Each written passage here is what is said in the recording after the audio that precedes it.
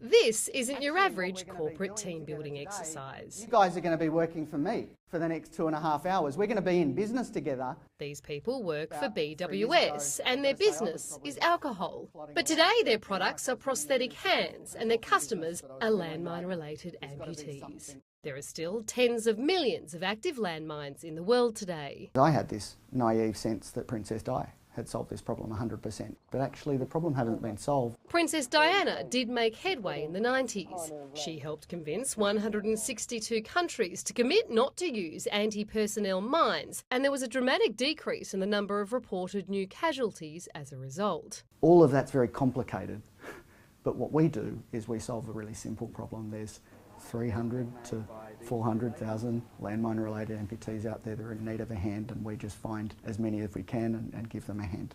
Matt discovered the Helping Hands program 3 years ago in America and brought it to Australia. I bring 30 bits of plastic and metal to your conference, and your staff effectively assemble all of those parts to make a real prosthetic hand that I'm then going to donate on your behalf. Today, the group is making 28 hands. To encourage greater understanding, the participants work without the use of one hand. We put a stubby holder over their dominant hand. They don't choose which hand they lose, just in the same way as their recipient or customer ultimately didn't get to choose. Yeah, no, it should be good. Go tight and then test the hand.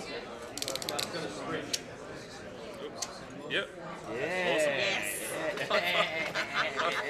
It's got real meaning. It was really quite emotional, and it makes you realise that you're doing something to make a difference. I don't think there's anything more effective actually at teaching people how to collaborate and cooperate better with people. The hand itself is an ingenious design. It's robust, waterproof, easy to assemble and weighs less than half a kilogram. The ability all of a sudden to be able to hold a spoon and feed yourself is incredible. You know, imagine the sense of dignity that we give people. So the physical gift is just unchallengeable. It's transformative for many people that receive our hand.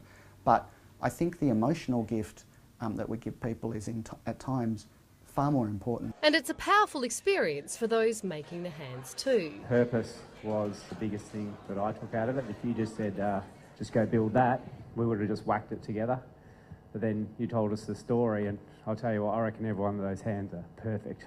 It's certainly a far cry from your more traditional team building events. We think that they get a lot better return on investment investing that same money in our program. We ask them to leave a legacy that's going to change someone's life.